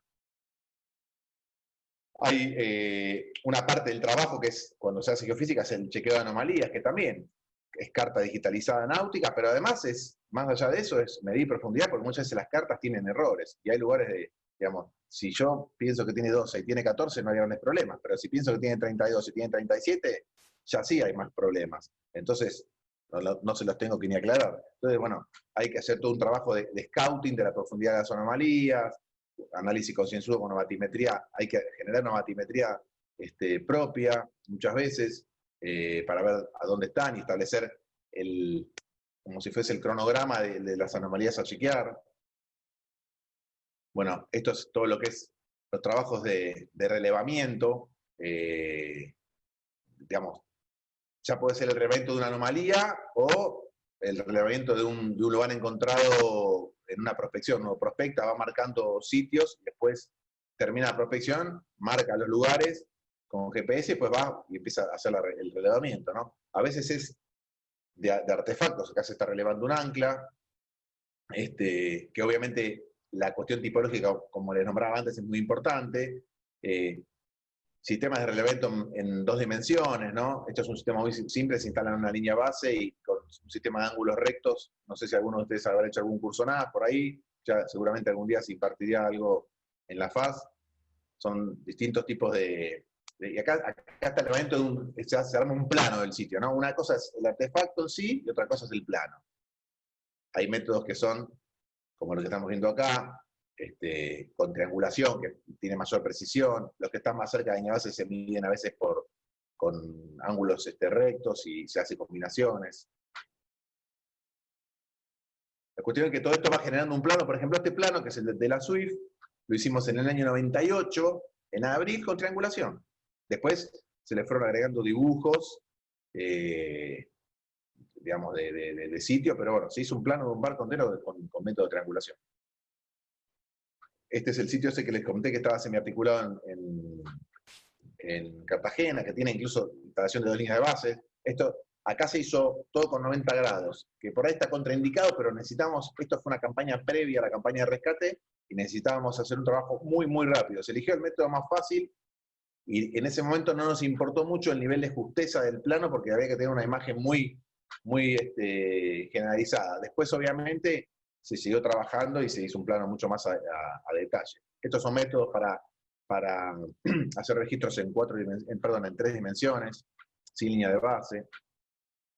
Acá es el famoso dibujo de escala 1 en 1. Enjaretado tiene 10 por 10 y bueno, se trabaja en una plancha con la escala 1 en 10 y se va dibujando. Ese es Nicolás. Acá, por ejemplo, un ejemplo, esto es un cenote, es un ejemplo, ¿no? Esto es un cenote ahí cerca de Quintana Roo, que por ejemplo, hay una osamenta de fauna extinta, entonces acá no se podría dibujar, es muy riesgoso instalar una grilla, podés alterar la forma, es muy importante. Entonces, estas son técnicas que permiten la fotogrametría. Las imágenes que están viendo ahora son fotogrametrías de otros lugares, pero la fotogrametría es una tecnología que se está usando ahora, que a mi juicio fundamentalmente es muy buena en los sitios muy poca visibilidad, donde uno tiene que de alguna manera reconstruir lo que ve, porque uno va viendo metro a metro, y bueno, gracias a la fotogrametría, después puede ver el total de una embarcación, digamos, el total de la embarcación. Estos son sitios en el Mar Negro, son imágenes que me cedió Rodrigo Pacheco, que trabaja en el proyecto ese ahí en la Universidad de San Santo con Jonathan Adams, que acá el mismo ROV gigante hace las calles y hace la fotogrametría. Una técnica que se conoce y se saca con gran cantidad de fotos en distintos ángulos y se procesa con un software, y eso de imágenes en 3D que se pueden rotar y demás. Después, bueno, lo que es la excavación, ¿no? Viene el mundo de la excavación, que es un mundo aparte, ¿no? Terminé, relevé, decidí excavar porque mi proyecto me lo dice, porque tengo los medios suficientes para hacerlo, porque, digamos, sé que puedo conservar materiales, lo necesito, tengo fondos para continuar con el proyecto, creo que las preguntas que puedo contestar excavando van a ser muy importantes, y decido excavar. Y ahí, de vuelta, ¿no? Excavar no es bajar a excavar, es instalar toda una infraestructura bajo el agua para poder realizarlo. Entonces, obviamente necesito una bomba de agua. Nosotros los arqueólogos generalmente excavamos con bomba de agua digamos, de baja potencia, estos son 1000 litros minuto, que sirven para trabajar en trabajos arqueológicos propiamente dichos. Pero bueno, generalmente esto es un dibujo muy bueno que hizo Cristian Murray de la zona de camarote del capitán de la Swift, ahí están viendo que el barco está escorado, que ilustra muy bien, ahí se ve la bomba, los buzos, uno dibujando, digamos, uno excava y a la vez excava y releva y registra, digamos, se dibuja mientras excava, se recupera. Acá hay distintos sistemas digamos, de grillado de un sitio. En este caso se hace todo con PVC y se genera un grillado porque el fondo lo permite, porque es un fondo bastante plano. En el caso de la SUF es muy complicado, por ejemplo. A veces se pasan cordeles, A veces hacen sondeos, como es en este caso, esto es en Cartagena, se está haciendo un sondeo para ver la supervivencia del material, digamos, de la estructura del barco, para decidir después de hacer mayores investigaciones, ¿no? Si se planteó, una campaña de excavación, pero primero se hizo un sondeo, que es una modalidad de excavación como más veloz. Acá, por ejemplo, estas imágenes, a la izquierda,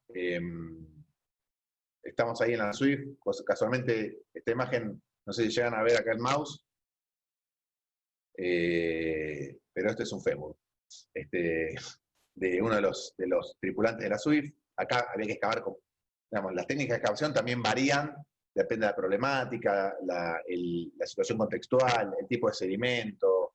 Estas son dos imágenes, estos son de excavación de la Swift, muy complejas. Vean la foto de la derecha, empezamos a sacar sedimento y aparecían muebles apilados, abajo de todos esos muebles estaba uno de los tripulantes. Un contexto muy particular, ahí se armó una grilla de acero inoxidable. Esto es en Quintero, un sitio en Chile, que es un sitio prehistórico, o sea, prehispánico y prehistórico, es un sitio, por ahora no es arqueológico, es paleontológico, tiene unos 13.000 años de antigüedad, hay mucha fauna extinta asociada, y bueno, acá, por ejemplo, para este lugar, se cae con martillo y cincel, porque se sacan como panes, el sedimento está muy compactado, y después se excava arriba en superficie, porque es una excavación donde si uno marca un hueso con un artefacto, después se puede confundir con una huella de corte, entonces es muy delicado el trabajo, entonces se sacan como panes, se ven algunos huesos articulados, entonces se hace un pan mucho más grande, se saca como una torta, digamos, y se envuelve y se sube. Y bueno, lo importante de la excavación es, como hablaba, ¿no? La excavación y el registro permanente, porque si no, la excavación propia, cuanto más registramos, más información podemos sacar de alguna manera, ¿no? Contextual. Acá era un mueble donde este vaso que está acá tiene pimienta, abajo hay un dibujo, en este momento ya somos un poco viejos, no había fotogrametría, y no había visibilidad para sacar buenas fotos, era todo a dibujo. Acá está el mueble desarmado arriba del portón, en la parte derecha la foto, arriba, y en la parte de abajo el dibujo. Y acá se permite ver un poco qué tipo de artefacto salió de cada caja donde había embalados distintas vajillas, ¿no? Que después uno analiza si esto era equipamiento del barco, si se traía para digamos, no me sale la palabra, pero como para armar un campamento en tierra o una base ya permanente. Y bueno, después vamos al mundo de la recuperación de artefactos, digamos, de recuperación de materiales, ¿no? Esto es unas imágenes de una recuperación de una quilla, de un pedazo de quilla de 15 metros de largo, donde se fabricó una cama y se subió mediante 3 globos. Ahí en la parte izquierda de la foto estoy ahí justo tirando de un globito. O sea, había un globo central, muy, digamos, de industrial, de muchísimo volumen, de 1000 litros, y después había 2 globos pequeños en los extremos que eran los que balanceaban la subida de esta quilla de 15 metros. Esto son hierros de obra, uno se va adecuando con media sombra, con un alambrado protegido plástico, canastos mucho más pequeños, siempre con goma espuma, siempre canastos donde se drene el agua, porque si no, cuando uno rompe el espejo de agua, primero pesa 2 toneladas el canasto, y segundo que puede, digamos, tener algún problema el artefacto. Bueno, la subida de todos los materiales, sacándola de la quilla, que por ahí fue una cosa más, de características más, digamos, de buceo profesional, hay que tener en cuenta el chaleco, o sea, ¿qué pasa? Bajamos con una canasta, uno lo sabe, pero él lo experimenta permanentemente, ¿no? Si la voy a llevar con chaleco, tengo que tener en cuenta que tengo que tener aire, tengo que tener un chaleco adecuado para subirlo, tengo que saber que lo tengo que desinflar, y si no, con pequeñas bolsas de reflotamiento. Acá a la derecha estamos rescatando uno de los huesos del tripulante, que se llevan embalajes especiales, a veces con film, como film transparente, y después adentro de otra bolsa, y a veces adentro de un tubo de PVC. Uno en el momento va analizando y va viendo de qué manera realizar el mejor rescate posible. Estas son estas maderas que les contaba, trozos estructurales del sitio de Cartagena, se subían en estas camas, se fotografiaban, se etiquetaban, se dibujaban a la perfección, se sacaba alguna muestra, y después se reenterraban por lotes. Obviamente, mientras estaban afuera del agua, se mantenían con agua por la humedad. Y esto es un poco para ir terminando el trabajo de consultoría ambiental. Esta imagen lo dice un poco todo, ¿no? Los trabajos que surgen de la geología a partir de la legislación que pide que haya, digamos, que esté presente la categoría arqueológica en los estudios marítimos, ¿no? Esto es una draga, no sé si alcanzan a ver el tamaño de la pala.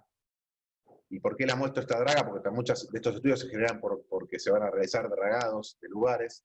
Esto es un sitio que salió, no sé si ven acá en la punta, está rota, esta es una porción de sobrequilla, la quilla está abajo, ahí se ven las astillas. En un dragado, la draga pasó, arrancó y no dijo nada, y dragó hasta ahí, no dijo nada, y lo descubrimos después. Nosotros hicimos el trabajo previo al dragado. Y pues en el dragado, esto estaba enterrado, nunca lo vimos. Entonces en el dragado pasó esto. Y bueno, hay dos cosas que son las más importantes para mí, siempre las digo, es una especie de muletilla, ¿no? Una es esta, que es obviamente el traspaso obligado. No se termina con el buceo, con la seguridad, con la planificación, con el cuidado de ese equipo, con la carga de tanques. El día termina, sí o sí, en el mismo día, pasando toda la información, e incluso bitácoras de buceo, bitácoras de carga de tanques, si se utilizó mezcla, obviamente, mucho más preciso, digamos. Esto es muy, muy, muy importante, porque si no la arqueología, como también no es patrimonio de la arqueología, de cualquier ciencia que se trabaje bajo el agua, ¿no? Lo que importa es la información que obtenemos. Y después la otra muletilla que tengo, que uno puede tener el mejor bibotella, o un rebreather, o el traje seco más lindo, y el scooter, y todo muy lindo, pero si baja al agua y no tiene un lápiz para anotar lo que está viendo, no sirve de nada, ¿no? O sea, un poco tener presente que en esta sociedad hay que mantener la seguridad y hay que mantener la rigurosidad de la captura de datos. Bueno, perdón si hablé un poco rápido, pero no quería que se me escape el tiempo. Y ahora estoy abierto a las preguntas que puedan surgir. Bueno, Maru, muchas gracias, ante todo. Para romper el hielo, hay una pregunta que ya hicieron de antemano. Mariano Di Meglio pregunta si podrías detallarte un poco más en torno a los estudios geofísicos que se realizan durante una prospección. Bueno, mirá, los estudios geofísicos, vos tenés un montón de sensores remotos que pueden ser sonares de barridos laterales, magnetómetros, perfiladores de fondo, los famosos multibeam, que son una especie de ecosondas que tienen cientos de rayos que generan una imagen 3D. La elección de eso va a depender de muchas cuestiones, cuestiones que tienen que ver con qué equipos a qué equipos podés acceder, si los tenés, son accesibles, qué tipo de fondo tenés, porque por ejemplo en un fondo rocoso que no hay potencial de enterramiento, un perfilador no te sirve, y si un perfilador te sirve en suelos donde hay mucho potencial de enterramiento y por ahí se espera que haya poco de superficie, generalmente se pasan combinados, ¿no? Es como que si uno tiene que elegir uno, creo que todos convenimos, Nico, que el sonar de barrido lateral es la madre de los sensores remotos, sobre todo que cuesta, suponete, $10.000 uno bueno contra $100.000 un multibeam, ¿no? O sea, para empezar. Obviamente hay sonares más económicos, pero bueno, empiezan a bajar su confiabilidad. El perfilador de fondo es el que penetra en el sedimento, que no es una especie de georradar, digamos, que no es tan fácil la lectura, porque hay un montón de fantasmas, entonces te puede aparecer alguna disturbación en el fondo a 3 metros, pero bueno, para comprobar a ver si es arqueológico o no, tendrás que cavar 3 metros y ver qué es. A veces en algunos trabajos te piden, directamente te dicen, el trabajo tiene que realizarse, esto en consultoría ambiental, ¿no? Con esto, esto y esto. Y digamos, las ventajas son que se cubren áreas muchísimo más grandes. Después hay que realizar el buceo del chequeo de las anomalías. Por ejemplo, no sé, el magnetómetro también sirve para lugares, pero que estén alejados de puertos muy actuales, porque en puertos actuales hay muchísima basura. El magnetómetro mide cambios magnéticos drásticos, ¿no? en unidades de espacio pequeñas. Entonces, en un lugar de un puerto muy actual, hay una cantidad de basura, digamos, subactual de hierro que te generaría miles de fantasmas. Entonces ahí te conviene un sonar. Después, obviamente, la geofísica te sirve para trabajar un poco mayor profundidad. A veces tenés fondos de 35, 40 metros, que si bien son totalmente buceables, nada, cada buceo te quema. Por ahí podés hacer dos buceos por día para achicar la anomalía, porque te quema el buceo, te quema el día. Tú vas a 38, 40 metros y en aguas frías y demás, nada, no te da más que eso. Entonces, obviamente se gana muchísimo tiempo, se cubren áreas mucho más grandes, pero bueno, hay que tener, en la investigación es difícil, hay que tener fondos para bancar, perdón la palabra bancar, pero para poder o alquilar o adquirir los equipos, y después están las embarcaciones, que muchas veces se requieren embarcaciones de mayor tamaño, para poder portar. Se puede adecuar a embarcaciones más pequeñas, depende de la escala del trabajo que hagas. No sé si esa un poco respuesta te satisfizo.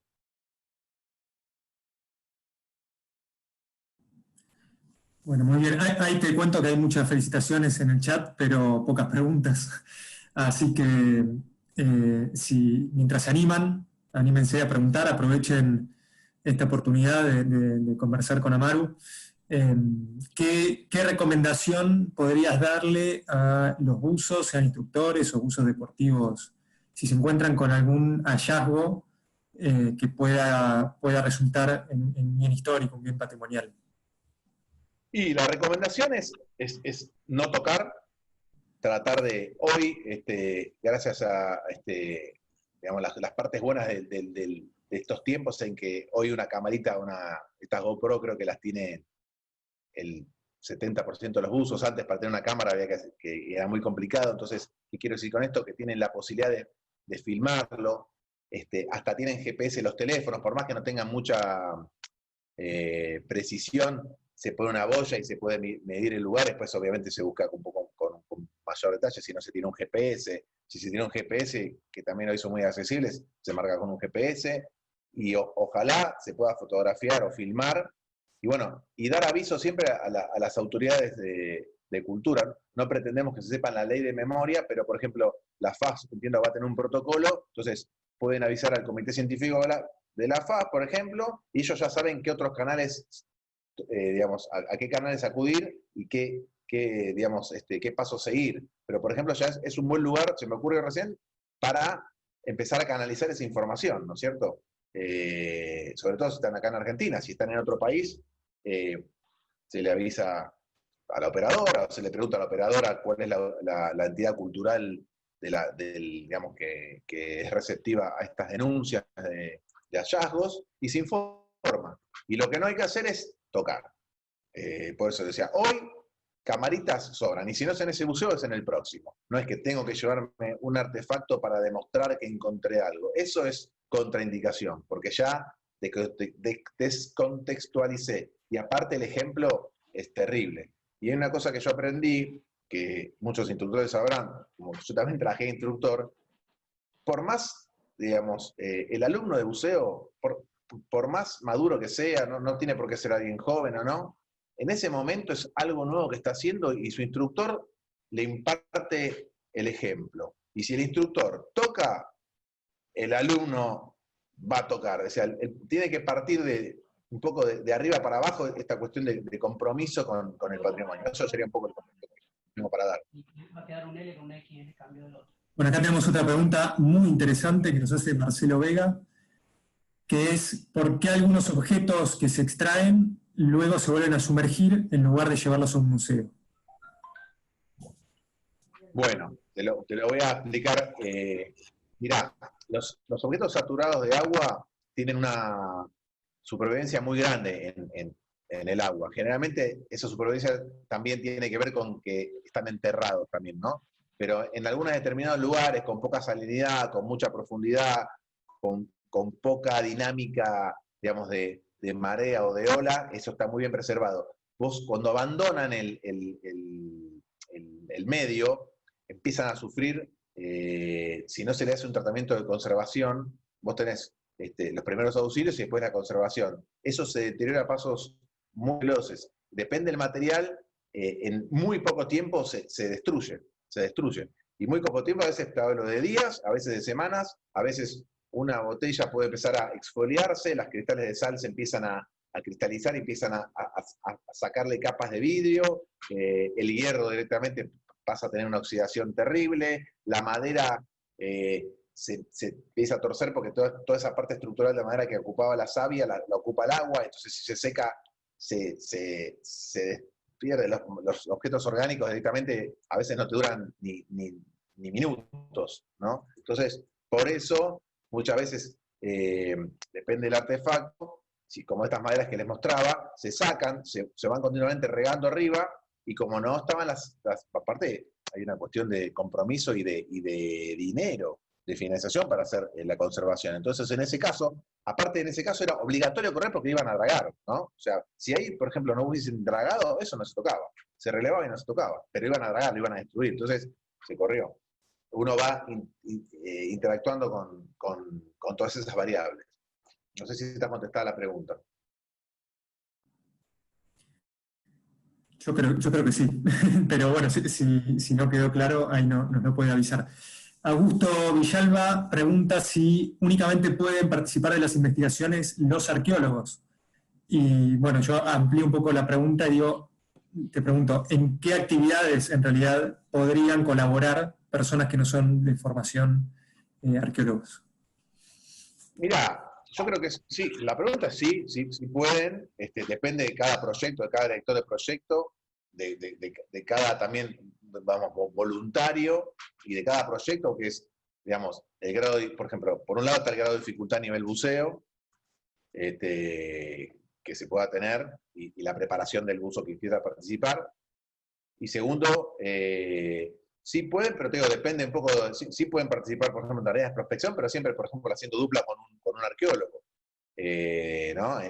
¿Pueden participar en un relevamiento? Sí, están estos cursos que enseñan a hacer registro y relevamiento. Obviamente, podrían tranquilamente. Lo que pasa es que, bueno, ese determinado proyecto tiene que tener capacidad financiera de absorber los voluntarios que se requieran. Pero sí, yo he trabajado en un montón de proyectos donde hay muchos usos, ya sea deportivos o comerciales, profesionales, que colaboran.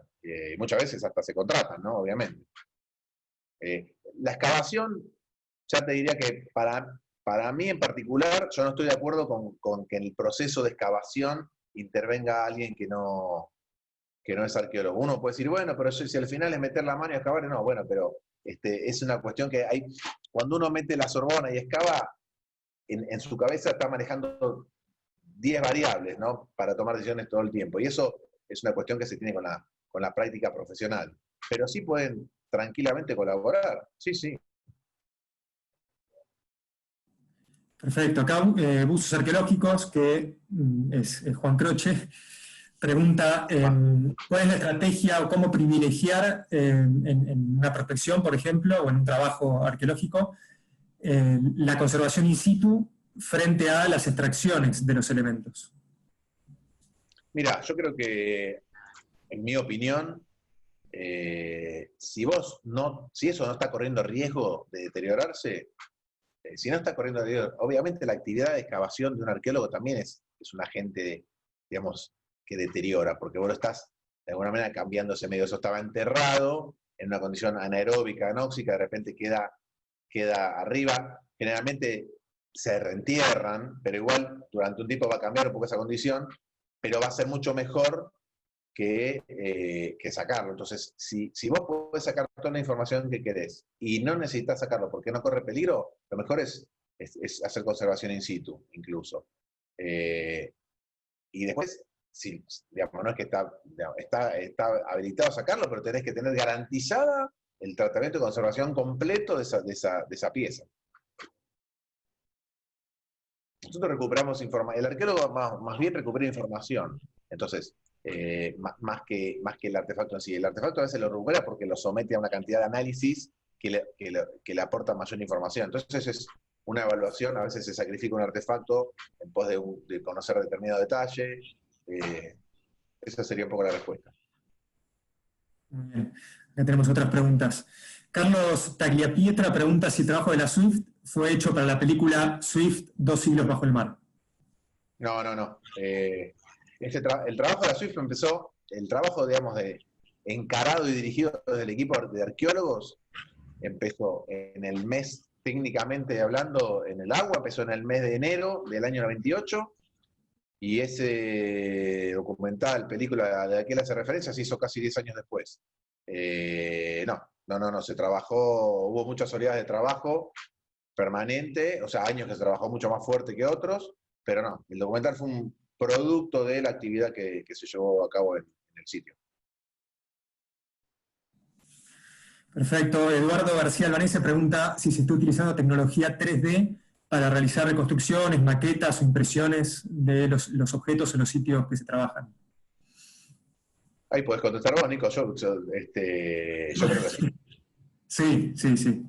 O sea, para fines, sobre todo, lo que tiene que ver con la reconstrucción de la arquitectura de los sitios, o sea, se utilizan las herramientas de reconstrucción digital 3D. En definitiva, la fotogrametría lo que te brinda es una representación digital en 3 dimensiones del objeto o del sitio, de un naufragio. Y en cuanto a la impresión, lo que se utiliza a nivel museístico, se hacen impresiones a escala, por lo general, de los artefactos, o algunos artefactos de los que se recuperan, o bien que se registran in situ y se dejan en el lugar. Y para las reconstrucciones de maqueta, para, digamos, realizar las maquetas o reconstrucciones de los cascos de los barcos con fines analíticos para poder analizar las líneas de agua, la forma de esos cascos, también se realizan impresiones en físico, ¿no? Con estas impresoras especiales de cada una de las piezas, por ejemplo, las cuadernas, la quilla y demás elementos arquitectónicos, que luego se ensamblan como si fuera un juguete. Entonces, a partir de estas líneas de fuga en embarcación para hacer estas pruebas, estos modelos de hidrodinamia y demás, no sé qué.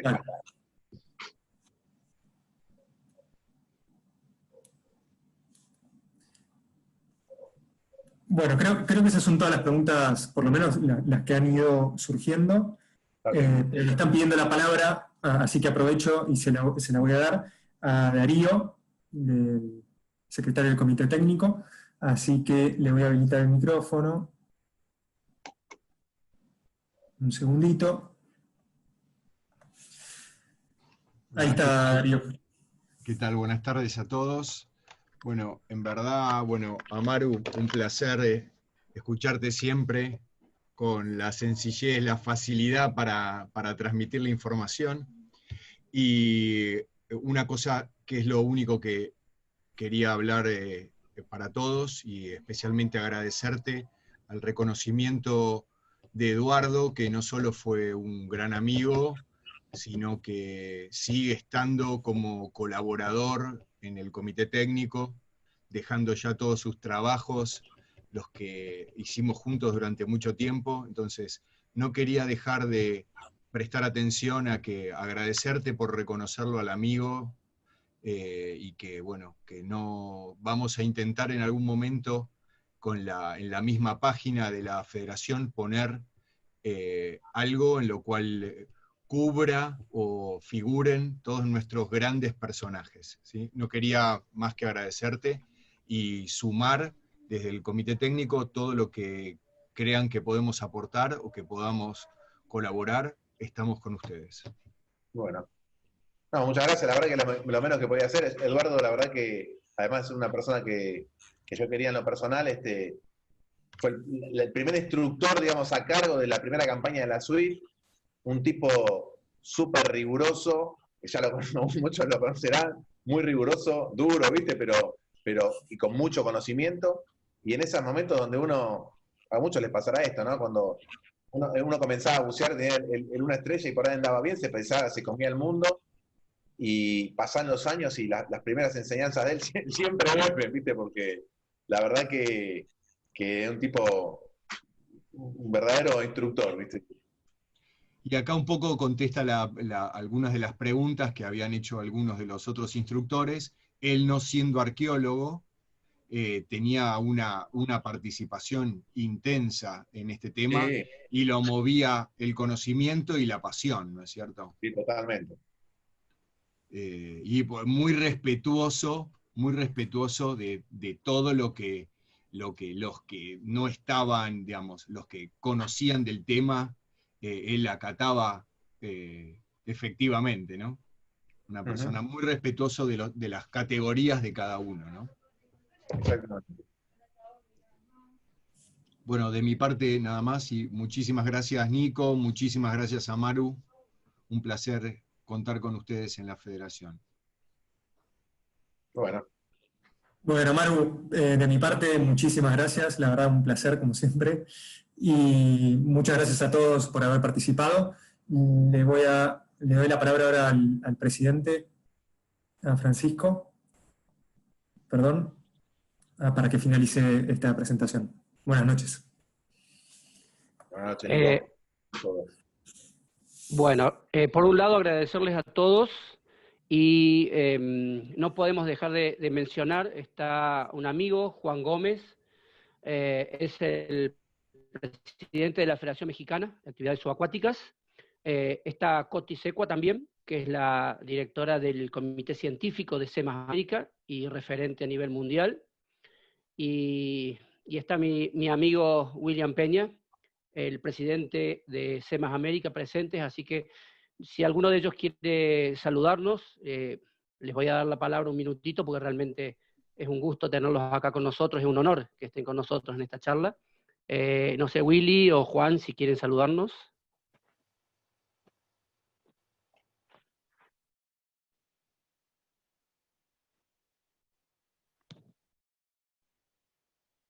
A ver, ¿están bloqueados, Nico? Déjame ver un segundo. Y Coti también, si quiere saludarnos, obviamente, ¿no? Me cuesta encontrarlos. Acá está. Ahí reactivo el audio de Coti. Iniciar audio. Voy. Hola, Coti. Hola, buenas tardes. ¿Cómo están? Hola, chamaquita, ¿cómo estás? Un gusto enorme saludarlos de Quintana Roo, México. La verdad quiero felicitarlos por el gran trabajo que están realizando a través de la Federación Argentina, ¿verdad?, de Actividades Subacuáticas, el Comité Científico, siempre muy listo también para realizar actividades, y la verdad será un gusto poder, en cuanto se pueda, ir con ustedes, trabajar con ustedes para poder pues, formar las primeras generaciones de instructores del Museo Científico. Es un proyecto que tenemos trabajando hace pues un buen tiempo, y bueno, por allá seguramente el próximo año estaremos en Argentina.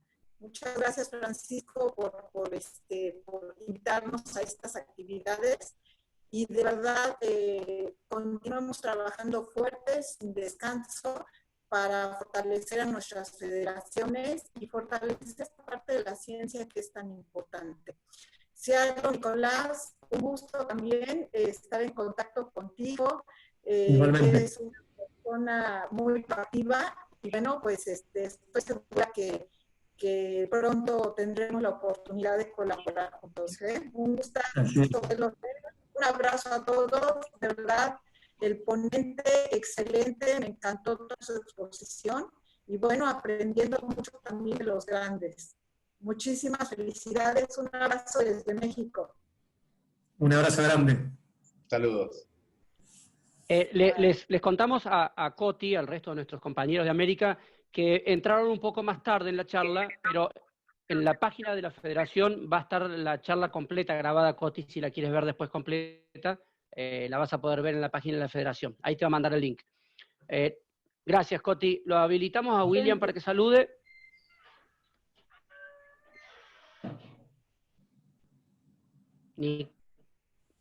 Nico, ¿lo encontraste a William Peña? No, te pasé el control a vos. Ahora yo no puedo hacer nada. ¿Me escuchan? Sí. Sí, Willy, te escuchamos, te escuchamos. Okay, Bienvenido, gracias. Francisco, muy buenas tardes. Gracias por el espacio. A la Comisión de Museo Científico, la verdad los felicito. Sí, entré un poco tarde, pero la verdad yo creo que hoy al coronavirus tenemos que agradecerle que nos ha obligado a aprender de los demás, a unirnos a las reuniones, a estar más integrados y obviamente aprender de cada uno de ustedes. Creo que ustedes son enseñanzas para todos nosotros. Creo que ha sido el momento más grato que hemos tenido porque definitivamente cada federación, cada actividad que hacemos, nos invitamos los unos a los otros y nos muestra la actividad real que tenemos en cada país. Creo que ustedes vienen haciendo una labor excelente, se ve en el trabajo que ustedes nos muestran de lo que aprendemos y pues esperamos más adelante poder compartir algunos espacios, pero ante todo la verdad felicitarlos por el gran trabajo que vienen realizando en la federación y en cabeza de Francisco, pues la verdad que nos alegra muchísimo todas estas bonitas experiencias y que esperamos, como les decía ahora, en algún momento podernos encontrar y de partir de otra forma. A todos los amigos de América, presidentes que están presentes, muchas gracias porque los encuentros cada vez son más permanentes en este tipo de actividades. Una feliz tarde y muchísimas gracias por la invitación. Gracias, querido amigo. Tenemos un apoyo permanente de CEMAS América en todo lo que estamos haciendo. Por último, antes de saludarlos, lo vamos a dejar a Juan a ver si Juan. Sí, buenas noches. Buenas noches. ¿Qué tal? Buenas noches, Juan. Muchas gracias aquí por permitirme agradecerles el compartir todo este tipo de experiencias. Como bien dice nuestro presidente William, es extraordinario, por un lado, la cuestión que nos pasó ahorita con lo del coronavirus, pero nos está mandando más. Además que somos ya hermanos de mar, ahora somos hermanos de la tecnología y nos permitimos conocer a más gente y la distancia se hace menor. Tienes un excelente equipo de trabajo allá, toda la gente es profesional, se nota, y bueno, pues qué más, a seguir trabajando y seguir uniéndonos, y seguir esperando invitaciones de ustedes. Gracias. Gracias a ti, Juan. Bueno, gracias a todos. Amaru, no podemos más que agradecerte nuevamente. Esperamos tenerte siempre lo más cerca posible de nuestros equipos de trabajo, como asesor o como lo que dispuesto a dar siempre va a ser bienvenido por nosotros. Nos ves ahí en el chat para tu charla y ha sido un placer realmente compartir con vos todo esto, ¿sí? Muchísimas gracias, gracias a todos. Nico, ¿algo más tenés que decir vos?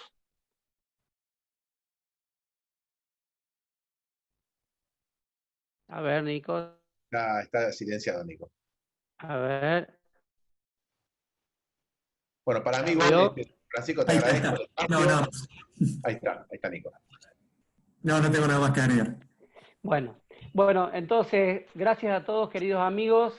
Nos vemos la próxima. Ahí le mandé algunos de los compañeros de otros países son más deportistas, no están tanto por el lado del buceo, pero bueno, también les envié la invitación para ver la charla de tablas que va a ser el próximo martes, así que seguramente algunos de nuestros colegas de otros países nos van a estar acompañando. Gracias a todos, que tengan muy buenas noches y será hasta el martes. Que tengan un muy lindo fin de semana. Gracias a todos. Hasta luego. Gracias.